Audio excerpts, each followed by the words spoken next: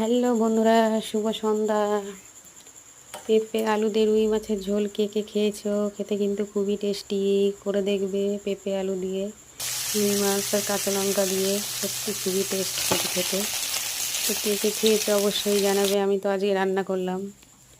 তো দেখো, শুভ সন্ধ্যার অনেক ভালোবাসা রইল। তো সবাই ভালো থেকো, সুস্থ থেকো, টাটা।